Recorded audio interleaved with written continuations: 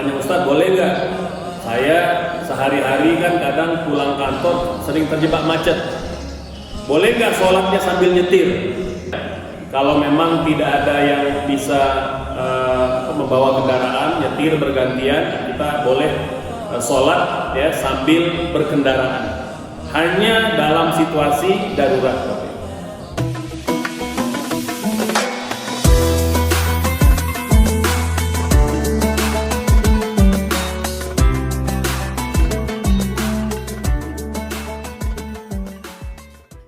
Assalamualaikum warahmatullahi wabarakatuh.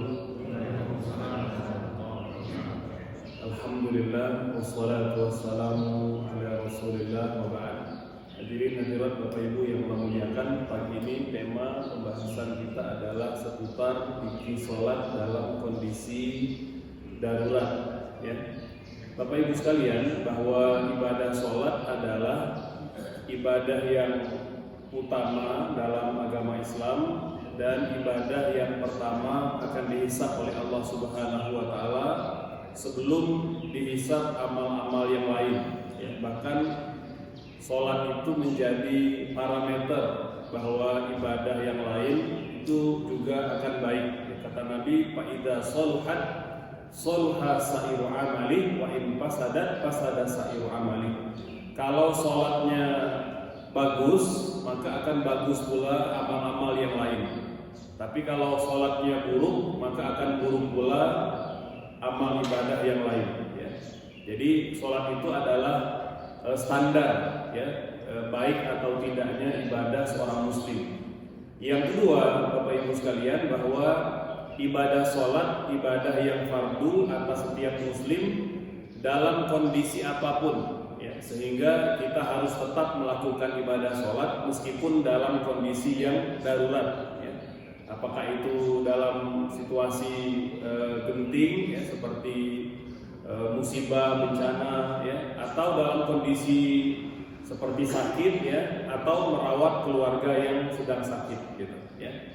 Maka Bapak Ibu sekalian, yang pertama yang perlu kita pahami, darurat ya, itu kalau dalam bahasa Arab artinya sesuatu yang terjadi di luar kehendak dan keinginan kita ya.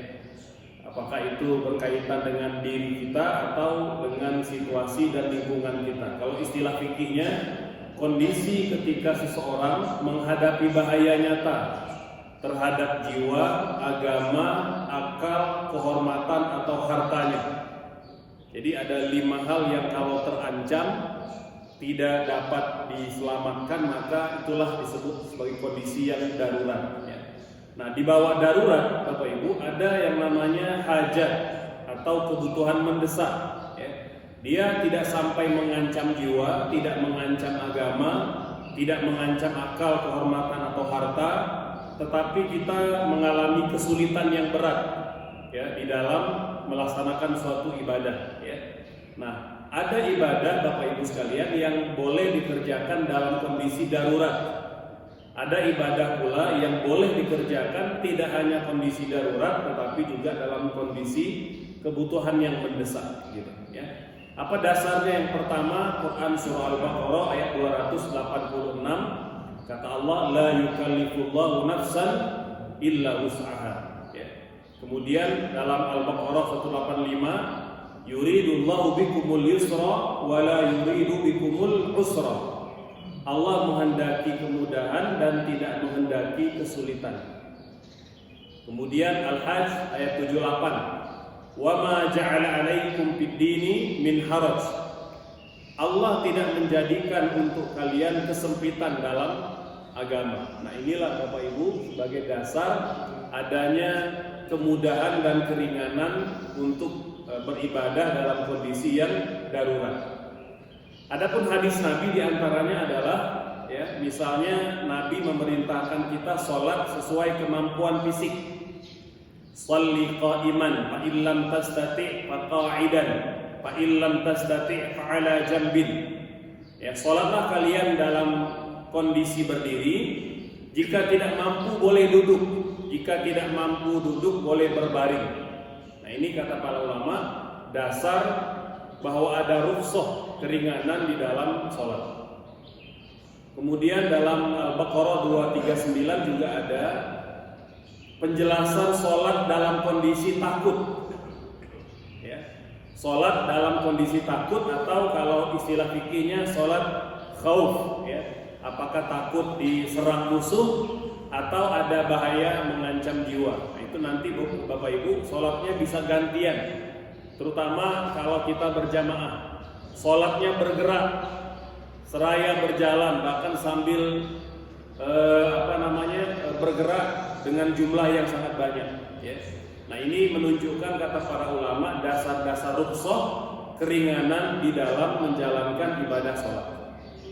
Nah, Bapak Ibu sekalian, dalam kondisi darurat ada 3 prinsip ya, yang dikeluarkan oleh para ulama berdasarkan ayat dan hadis tadi. Ya, disebut sebagai kaidah kubra fi rukhsah, ya, kaidah utama di dalam bab rukhsah. Yang pertama, al-masyaqqatu tajlibu taisir. Kesulitan itu mendatangkan kemudahan. Jadi kalau kita mengalami kesulitan dalam kondisi tertentu ketika akan mendirikan sholat, ya, seperti tidak bisa berwudu ganti dengan tayamum, ya. Tidak bisa tayamum maka boleh sholat tanpa berwudu dan tanpa tayamum. Ya, nah itu dasarnya Bapak Ibu kaidah fikih yang dibuat disepakati oleh para ulama. Ya, redaksinya al-masyaqqatu tajlibu taisir. Ya, bahwa kesulitan itu mendatangkan kemudahan. Yang kedua, ada prinsip ad-darurat tubihul mahzurat. Keadaan darurat membolehkan hal yang terlarang. Misalnya berdiri, Bapak Ibu, berdiri di dalam sholat itu rukun. Orang yang duduk padahal dia mampu berdiri di dalam sholat, maka sholatnya tidak sah. Ya. Nah, berbeda halnya kalau sholat sunnah, ya Bapak Ibu, kalau tahajud meskipun kita kuat berdiri, tapi kita memilih duduk, maka sholatnya sah. Tapi pahalanya tentu tidak sebesar kalau kita tetap berdiri. Namun dalam sholat fardu berdiri itu rukun, sama seperti Al-Fatihah. Tidak baca Al-Fatihah tidak sah sholatnya. Sholat tidak berdiri, ya tidak sah sholatnya. Ya. Nah, ini yang kedua. Kemudian yang ketiga, ad-darurat tuqaddar biqadariha. Darurat diukur sesuai kadarnya. Artinya ketika mengambil keringanan tidak boleh berlebihan. Dia ada batas maksimalnya yang tidak boleh dilanggar. Ya, misalnya kalau kita sudah sholat sambil duduk, sholat maghrib dan isya, lalu subuh kita sudah sehat kembali, pulih kembali, maka subuhnya wajib berdiri. Nah, tidak boleh pengen sehari semalam, nggak boleh. Ya, karena darurat itu diukur sesuai dengan kadar kebutuhannya. Lewat kondisi darurat maka dicabut pula rukhsahnya atau keringanannya. Nah, ini 3 kaidah utama dalam sholat di kondisi darurat. Nah, 5 prinsip Bapak Ibu yang harus kita pegang. Yang pertama, sholat itu tidak pernah gugur selama akal kita masih sehat, ya, dan kondisi kita sadar. Ya, kalau sudah tidak sadar maka tidak boleh sholat. Makanya yang pengaruh obat bius, ya, seperti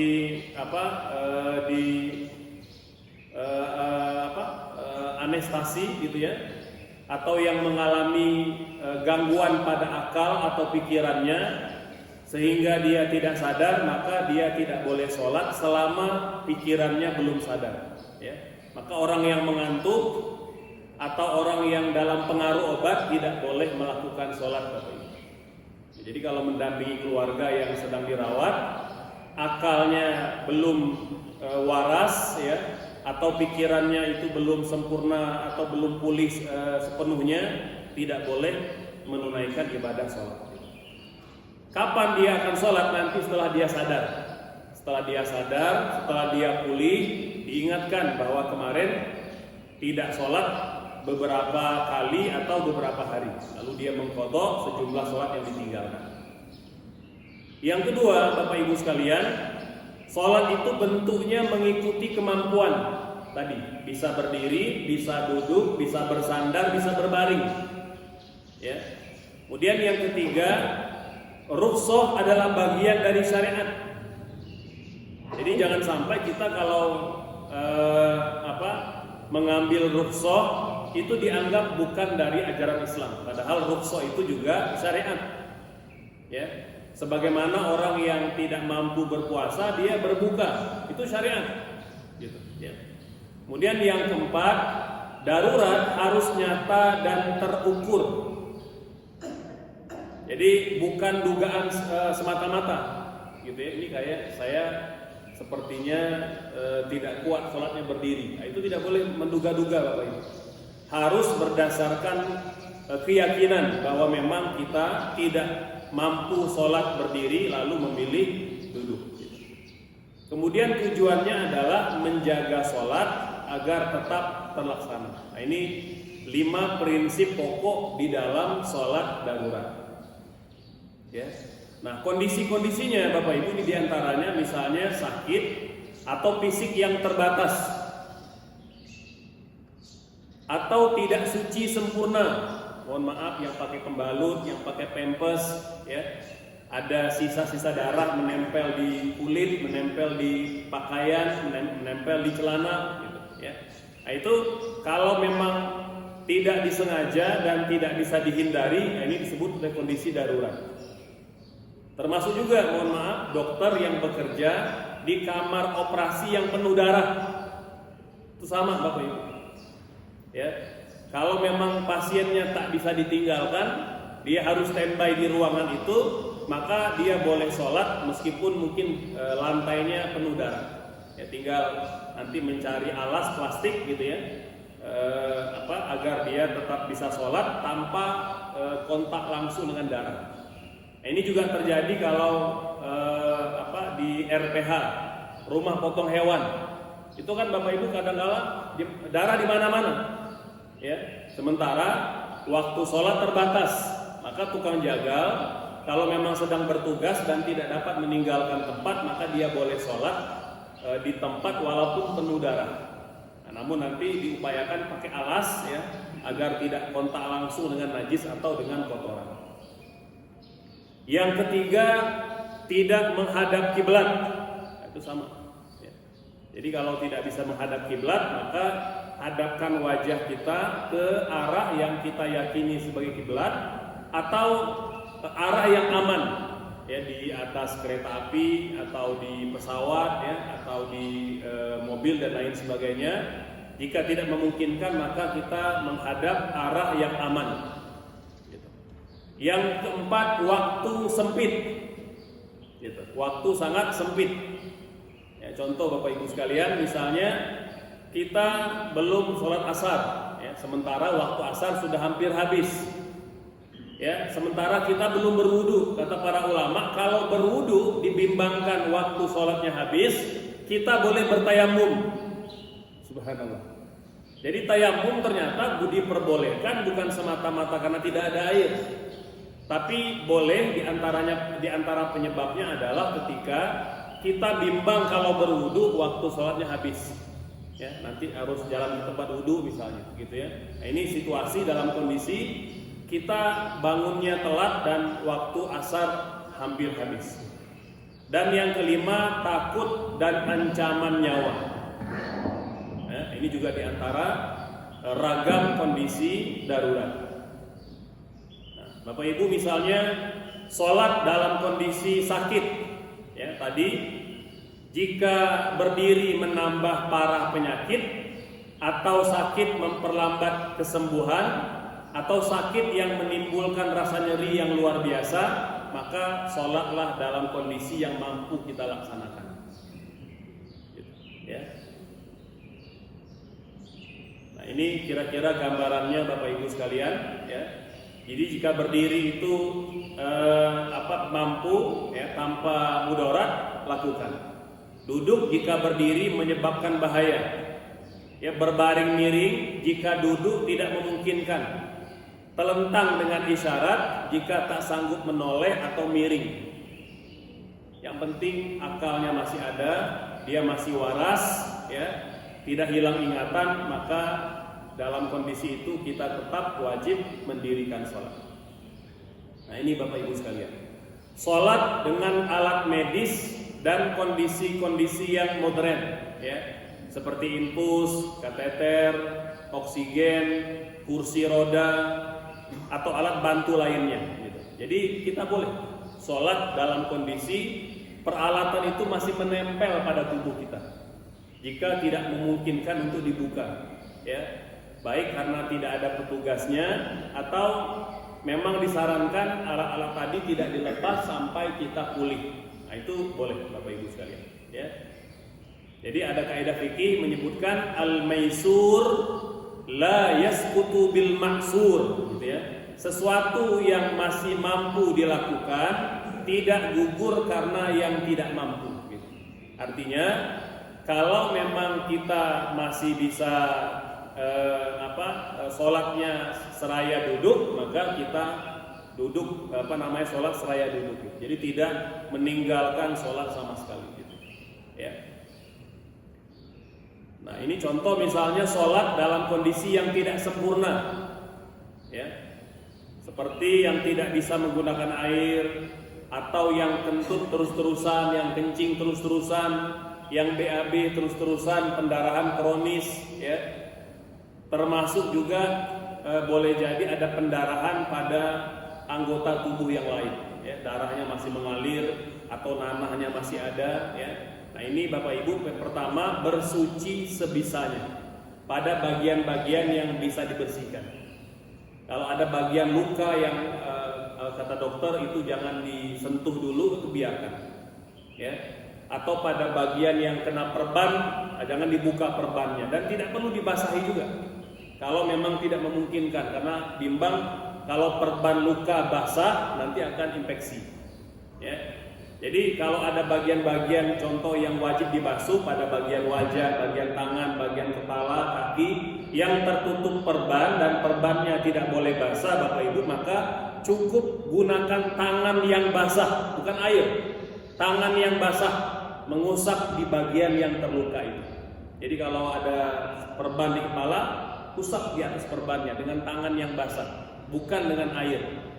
Gitu, ya. Jadi cukup tuangkan air, kemudian tumpahkan, membiarkan tangan kita basah, lalu usap di bagian anggota wudhu yang tertutup perban. Nah, kira begitu. Ya, bagian anggota wudhu yang tertutup perban. Yang kedua, berwudhu setelah masuk waktu sholat.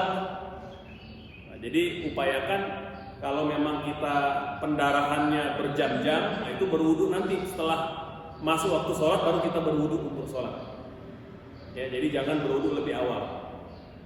Kemudian yang ketiga, sholat segera, jangan ditunda, ya, karena mungkin kita akan segera dioperasi atau mungkin darah akan semakin deras, itu kita segera sholat. Dan yang keempat, hadas yang keluar di tengah sholat tidak membatalkan. Hadas yang keluar di tengah sholat itu tidak membatalkan. Kemudian sholat tanpa menghadap kiblat. Sholat orang di atas ranjang rumah sakit, ya, atau penumpang kendaraan, atau ada bencana dan perang. Udah, ini Bapak Ibu tidak berlaku kewajiban menghadap kiblat jika tidak memungkinkan. Menjamak sholat karena darurat, sama, walaupun kita nggak musafir, ya. Yaitu menggabungkan dua waktu sholat, baik di waktu sholat yang pertama jamak takdim atau waktu sholat yang kedua jamak takhir. Jadi kondisi yang membolehkan jamak diantaranya adalah sakit yang berat, hujan deras, kondisi darurat yang menyulitkan. Nah, itu boleh kita menjamak, Bapak Ibu. Ya, kita pernah jelaskan ini beberapa kali, ya, terkait dengan bolehnya menjamak sholat meskipun kita tidak musafir. Sholat dalam kondisi bencana misalnya, sholat sambil berjalan, Bapak Ibu, ya. berlaku ketika gempa tsunami di Aceh, Bapak Ibu sekalian. Yaitu tahun 2004-2005 ya. Jadi orang Aceh ya gitu ya, dalam kondisi waktu itu dipatwakan oleh ulama lokal, sholatnya boleh sambil menghindari gempa atau reruntuhan gitu, ya. Jadi larangan tidak bergerak itu dalam kondisi normal Bapak Ibu, tapi dalam kondisi tertentu itu boleh sambil berjalan ya. Kalau dibimbangkan memang ini waktu sholat sudah mau habis ya, sementara kondisinya tidak semakin membaik. Yang kedua, sambil berkendaraan ya. Nah ini Bapak Ibu ya, tentu tidak berlaku dalam kondisi normal ya. Kemarin nanya Ustadz, boleh nggak saya sehari-hari kan kadang pulang kantor sering terjebak macet, boleh nggak sholatnya sambil nyetir Bapak Ibu ya? Maka kita katakan tidak boleh kalau itu membahayakan ya. Kalau itu membahayakan ya, maka Bapak Ibu hanya dalam kondisi yang darurat saja ya. Kalau memang tidak ada yang bisa membawa kendaraan, nyetir bergantian, kita boleh sholat ya sambil berkendaraan. Hanya dalam situasi darurat, ya. Dalam mazhab Syafi'i disarankan nanti setelah waktunya normal kita qodok.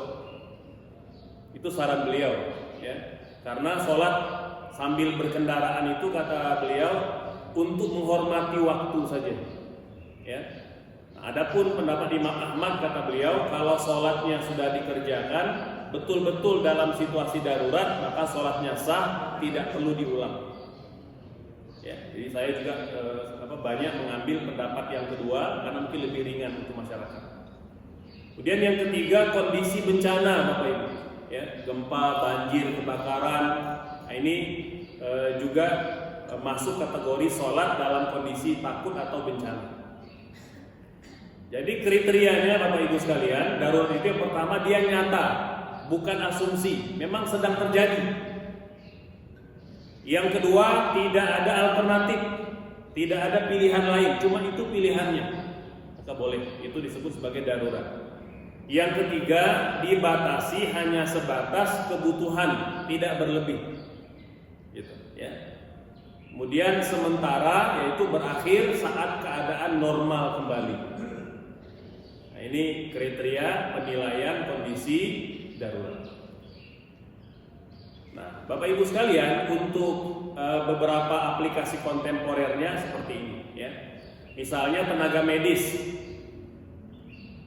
ya, dokter, perawat, ya, itu sering menghadapi jam kerja yang panjang, operasi yang berjam-jam Bapak Ibu, ya, kadang tidak bisa meninggalkan pasien dan tak bisa melepas APD. Itu bisa 4 jam, bisa 5 jam tergantung operasinya, ya.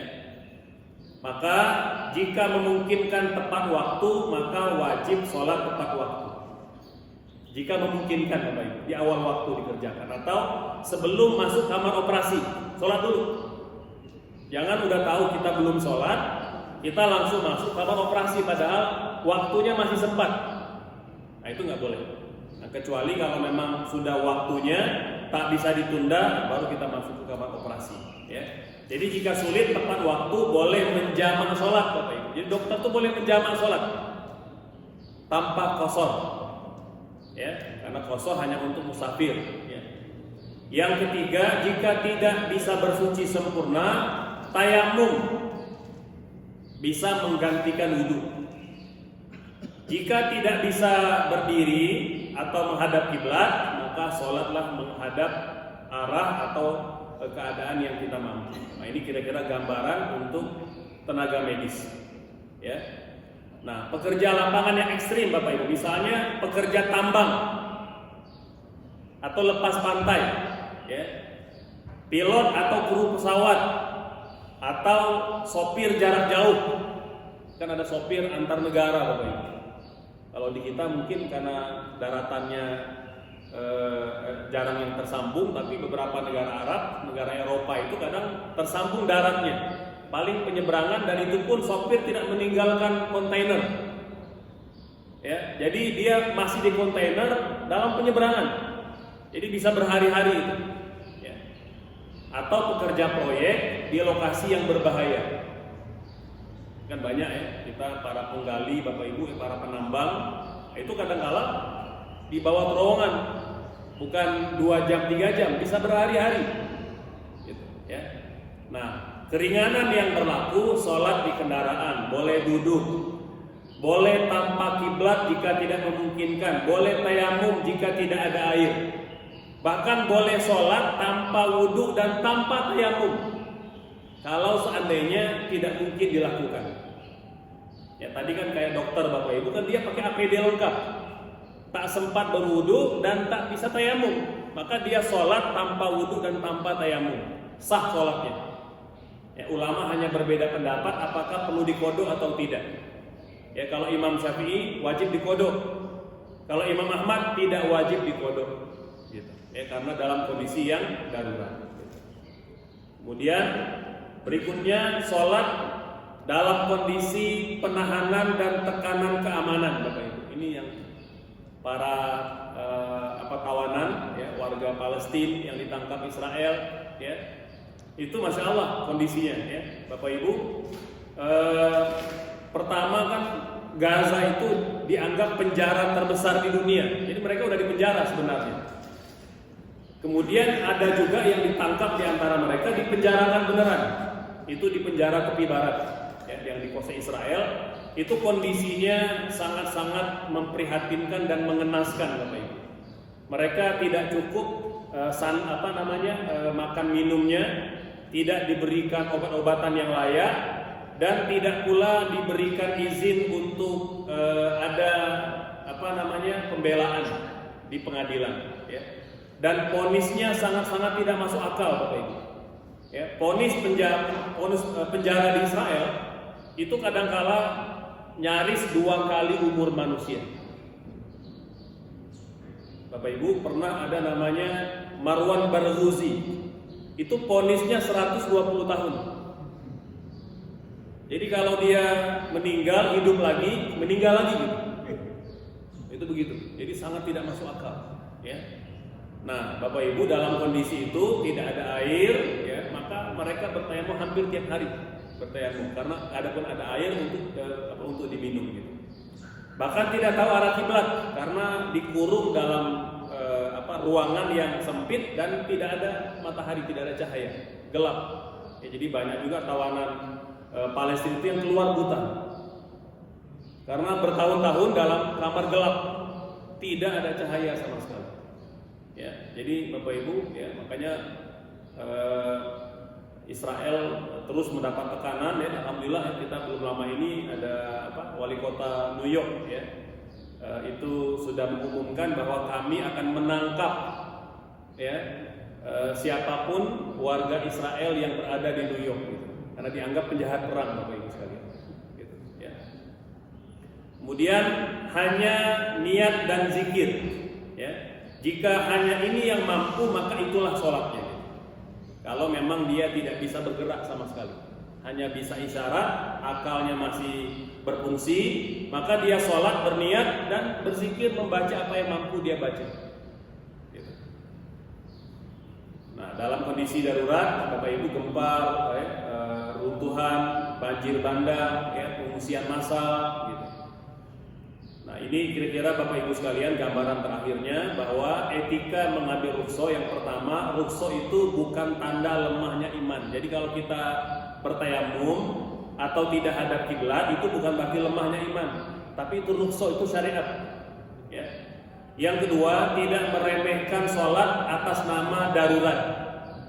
Gitu, ya. Dan yang ketiga, menjaga kehormatan dan ruh di dalam ibadah sholat.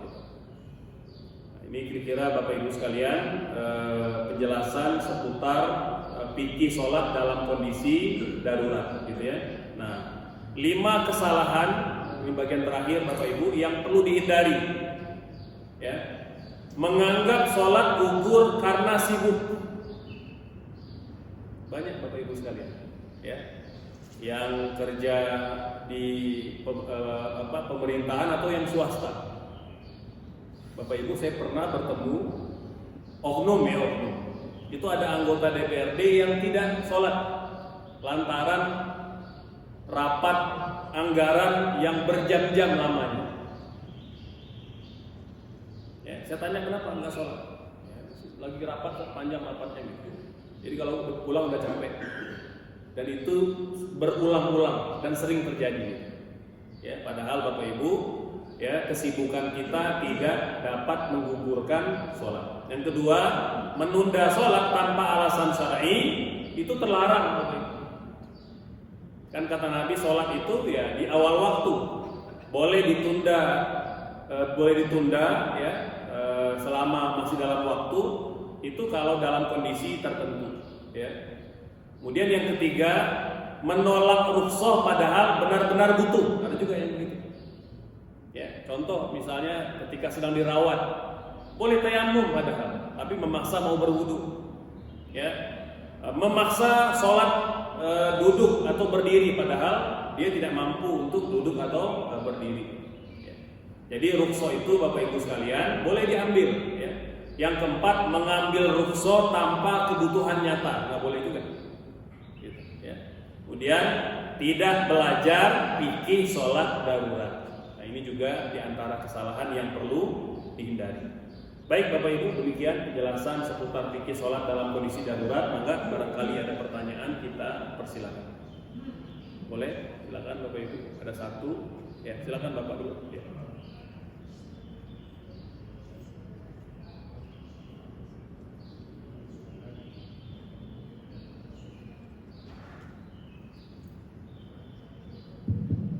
Assalamualaikum warahmatullahi wabarakatuh. Waalaikumsalam.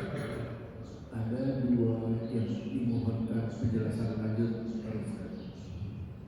Yang pertama adalah sering kita menyaksikan pada acara-acara tertentu termasuk di Masjidil Haram pada waktu imam melaksanakan tugasnya itu ada pengamanan yang berdiri di sampingnya dan dalam pakaian formal.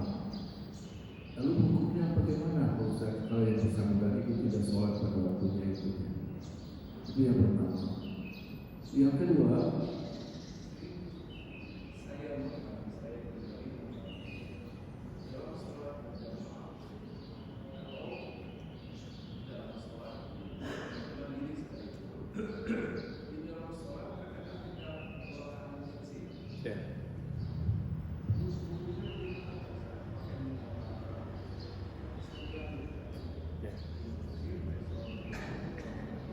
Waalaikumsalam warahmatullahi wabarakatuh. Baik Bapak Ibu sekalian, petugas keamanan di Masjidil Haram itu bagaimana sholatnya? Bapak Ibu, yang pertama, kondisi itu disebut kondisi yang darurat karena dia keamanan. Yang kedua, petugasnya sholat, tapi sholat jamaah takhir biasa atau jamaah takdim. Kalau Bapak Ibu tahu ya, di bagian di pintu King Abdul Aziz ya, itu pintu lama sekarang udah sering ditutup ya, jadi kita sekarang diarahkan biar kalau masuk ke dalam kawasan Tawaf itu langsung menghadap ke arah Hajar Aswad gitu ya.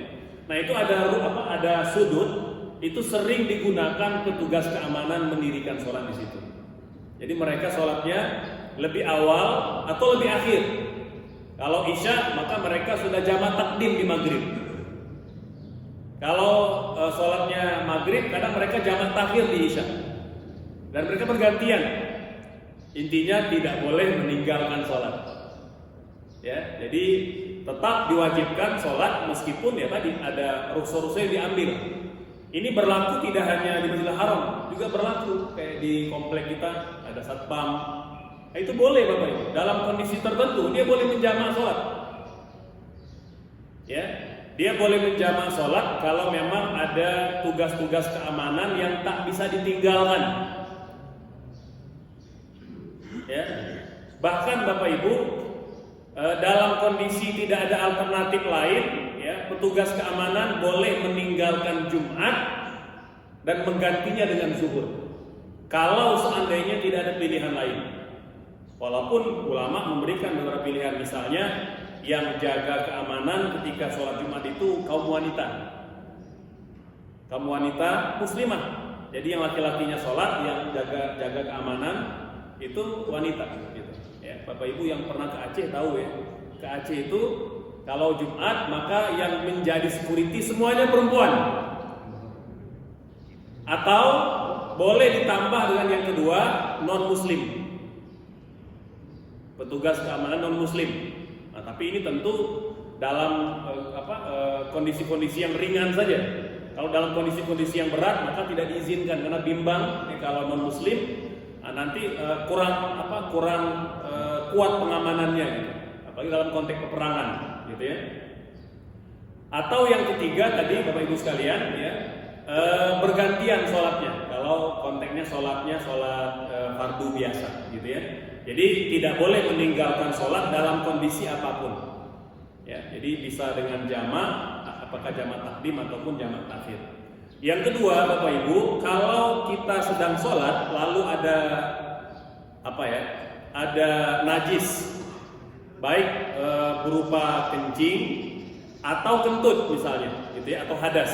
Nah, Bapak Ibu sekalian, kalau kita dalam kondisi normal, ya, kentut membatalkan sholat, maka kita wajib berwudu lagi. Kalau kita sedang sholat lalu mungkin batuk, ini kan sering ada yang batuk, terus kadang ada sampai terkencing Bapak Ibu, karena kerasnya batuknya gitu. Nah, kalau dia tidak darurat, artinya dia kondisinya hanya batuk dan masih mampu ke toilet, dia ke toilet, ganti pakaiannya atau mencuci bagian kencingnya. Ya, mohon maaf Bapak Ibu, yang wajib dicuci itu kan cuma bagian kencing aja, bukan seluruh pakaiannya. Ya, dulu kami sampai di tunjuk teknisnya Bapak Ibu. Ini contoh kan kalau di pesantren kan kadang-kala misalnya pakaiannya tidak basah tidak kena semua, hanya bagian kecil gitu ya. Maka Bapak Ibu sekalian, mohon maaf, kalau tatkala seseorang itu sholat lalu ada terasa satu tetes air kencing menempel di celana, maka cukup tarik bagian yang kena kencing, mohon maaf ya, tarik keluar ya, ke wastafel,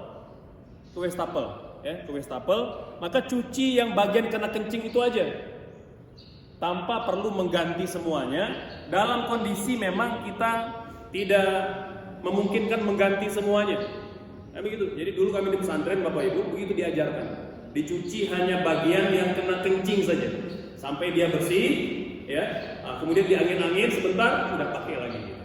Nah, kira begitu Bapak Ibu sekalian. Nah, ini kalau memungkinkan, gitu ya. Nah, tapi kalau kasusnya Bapak ada keluarga yang kentutnya terus-terusan, pokoknya kalau sholat itu bisa 20 kali, 30 kali kentut, dan kencingnya pun kadang-kala tak dapat ditahan, bahkan mungkin pakai pembalut Bapak Ibu, ya, atau pakai pampers, maka dalam kondisi dia kentut terus-terusan, najis yang keluar terus-terusan tidak dapat dicegah, dia tetap wajib sholat walaupun dalam kondisi penuh najis. Nah gitu Pak, itulah yang disebut sebagai darurat tadi. Jadi boleh sholat dalam kondisi kentut atau kencing yang tak dapat ditahan, ya, karena berapa kali pun dia berwudu dia pasti bakal kencing kembali gitu. Nah itu boleh.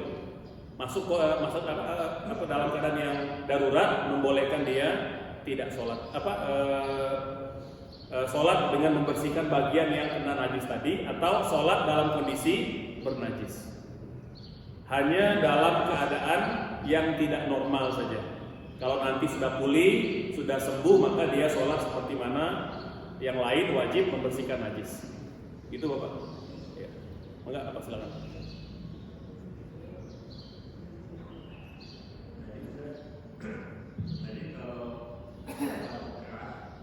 Ya. Ya. Betul. Betul. Baik. Bapak Ibu sekalian, kalau kita berhadas mengeluarkan najis, kita wajib berwudu lagi. Kita kentut, buang air kecil, buang air besar, kita wajib berwudu. Kita bersihkan najisnya dan kita berwudu. Beda halnya kalau misalnya Bapak Ibu misalnya tersentuh najis. Ya misalnya lagi sholat tiba-tiba tidak sengaja itu ada kotoran kucing kepegang sama tangan kita atau kena hidung kita lagi sujud gitu. Ya, maka Bapak Ibu, sholatnya batal, kita bersihkan najisnya, tapi wudhunya tidak batal. Jadi menyentuh najis tidak membatalkan wudhu. Sama juga, Ustaz, misalnya apa? Misalnya kalau kita mengganti pempes anak atau cucu di rumah, Bapak Ibu, maka apakah batal wudhunya? Wudhunya tidak batal, Bapak Ibu.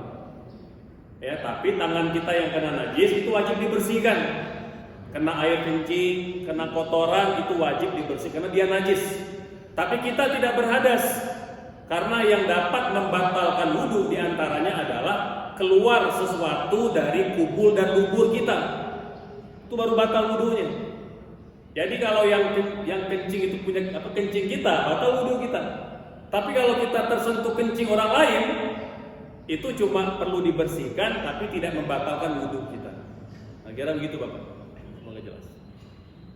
Maka Ibu silakan.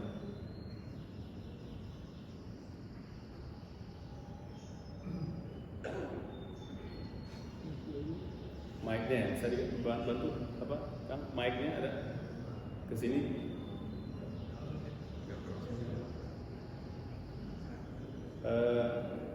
Itu apa dibantu mic-nya? Siapa? Ada? Ada mic ngomong, minta dibantu ke ibu-ibu.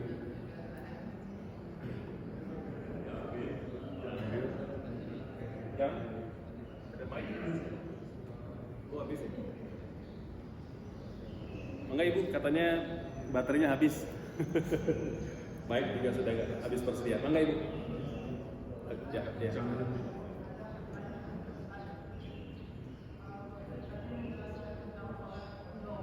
Salam kodok, oke.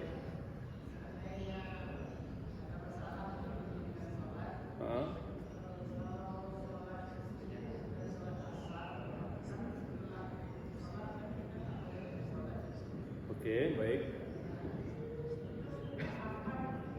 Boleh kodok. Oke, baik. Oke.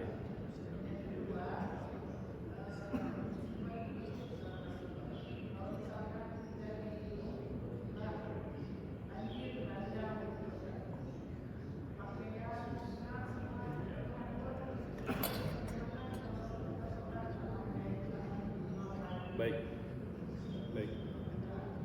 Udah Ibu dua aja? Dua itu aja? Ya baik. Yang pertama Ibu sekalian berkaitan dengan kodok. Bapak Ibu, kodok sholat itu tentu di luar waktu sholat karena itu udah lewat waktunya gitu ya. Nah, untuk waktunya kodok itu tidak ada larangan waktu kapanpun boleh kita kerjakan.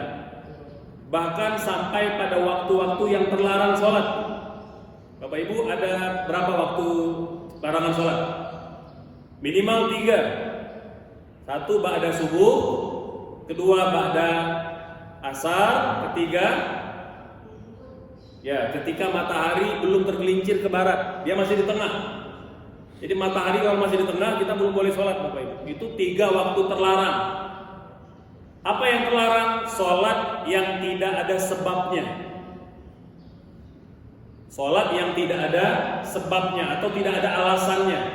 Tapi boleh sholat di waktu 3 itu kalau ada sebabnya. Contoh, sholat jenazah, boleh gak pada subuh? Boleh. Boleh gak pada asar? Boleh. Boleh gak ketika matahari di tengah? Boleh. Karena dia ada sebabnya. Boleh gak sholat tahiyatul masjid ba'da subuh? Boleh, ada sebabnya Bapak Ibu. Jadi yang terlarang itu sholat sunnah mutlak namanya. Sholat yang dia tidak ada momennya. Saya pengen sholat, ya sholat sunnah aja, itu nggak boleh. Tidak boleh di 3 waktu tadi. Nah, untuk sholat qodho itu kategori sholat sunnah mutlak atau sholat sunnah yang ada sebabnya? Ada sebabnya. Maka sepakat para ulama mengqadha sholat boleh langsung ba'da subuh, boleh langsung ba'da asar, boleh langsung ketika matahari di atas kepala gitu. Jadi untuk mengqadha Bapak Ibu tidak ada waktu yang terlarang. Dia kapan saja, semakin cepat semakin baik. Kan kata Nabi, mengqadha salat idza dzakaraha dalam hadis Bukhari Muslim itu. Ya, man nasya an salatin falyusalliha idza dzakaraha la kafarata illa dzalik. Kata Nabi, barang siapa yang lalai atau melupakan salat, maka hendaknya dia mengqadhanya ketika dia sudah ingat. Dan tidak ada kifarat yang lain selain sholat, selain mengqadhanya. Maka tadi begitu kita ingat langsung diqadha. Ya, nah, misalnya tadi malam tuh ternyata lupa tadi malam karena saking capeknya ketiduran, belum isya tertinggal. Habis subuh, habis salam imam, langsung dia berdiri mengqadha isya, boleh. Jadi sekali lagi Bapak Ibu, untuk qadha sholat tidak ada waktu yang terlarang. Yang kedua, bolehkah sholat dalam kondisi tidak tutup aurat? Dalam keadaan normal nggak boleh, nggak sah sholatnya. Ya, normal begini tiba-tiba Bapak Ibu ya di rumah nggak pakai pakaian, itu batal sholatnya. Kalau dalam kondisi normal, dalam kondisi yang tidak normal tadi, bencana alam, musibah, kayak kemarin Bapak Ibu di Aceh. Di Aceh itu ya, ketika banyak ibu yang nanya bagaimana kami sholat yang tidak punya mukena, bahkan mereka tidak punya pakaian. Pakaian itu berlumpur sudah berhari-hari. Karena desa bantuan paling cepat nyampe itu 10 hari pasca banjir. Jadi pakaian itu udah kotornya minta ampun. Maka Bapak Ibu sekalian, dalam kondisi fatwa ulama bahwa boleh sholat walaupun tidak tutup aurat. Mohon maaf Bapak Ibu, bahkan boleh sholat dalam kondisi telanjang sekalipun. Dalam kondisi darurat. Contoh, mohon maaf, yang persiapan operasi Bapak Ibu, itu kadang-kala, mohon maaf, yang ditutup cuma bagian yang akan dioperasi aja. Ya, saya pernah dampingi keluarga itu bagian paha ke bawah terbuka. Mohon maaf, bagian dada ini terbuka. Jadi yang tutup itu hanya bagian dada, payudara itu sampai ke paha aja, sampai ke kemaluan. Itu yang ditutup, yang lain terbuka. Sementara dia harus di sana standby itu hampir setengah hari Bapak Ibu. Artinya ada minimal 2 sholat yang tertinggal. Itu bagaimana sholatnya? Dia sholat meskipun tidak tutup aurat, karena termasuk kategori kondisi yang darurat. Termasuk itu yang nelayan yang di Pulau Seribu yang hanyut.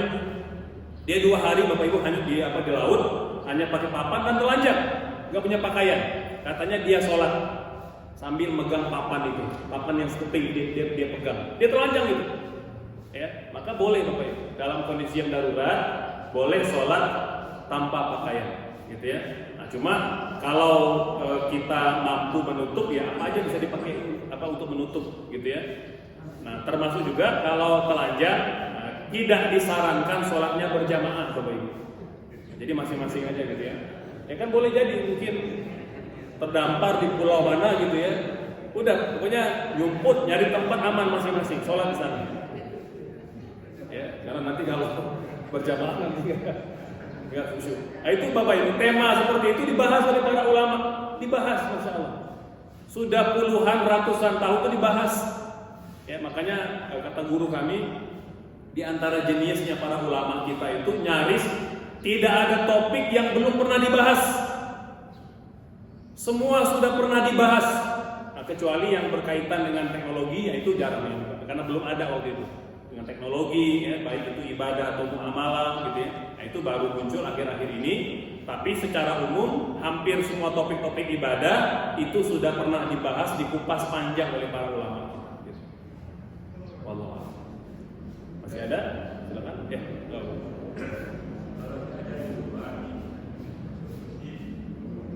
Ya.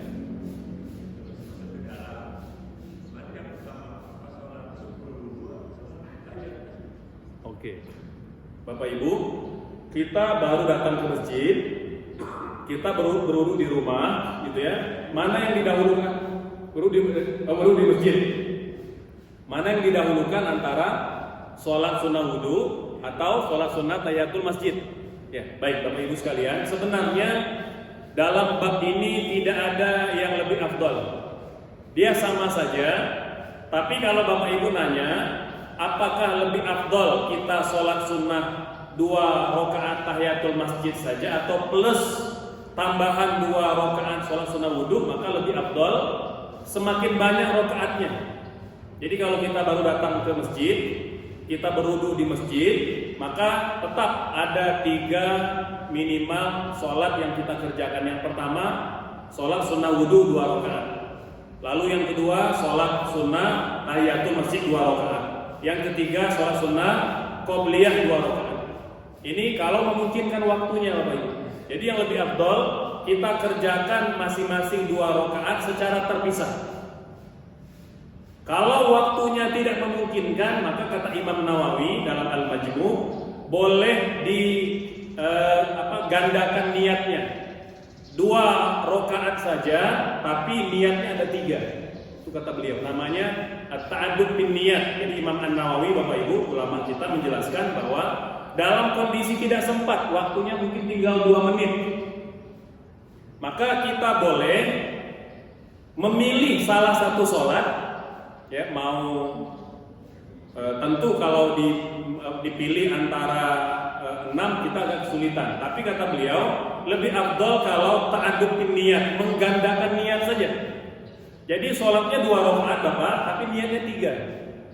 Ya, kalau kita terjemahkan, aku sholat sunnah 2 rakaat sunnah wudhu, 2 rakaat sunnah tahiyatul masjid, 2 rakaat sunnah qobliyah zuhur misalnya. Allahu Akbar.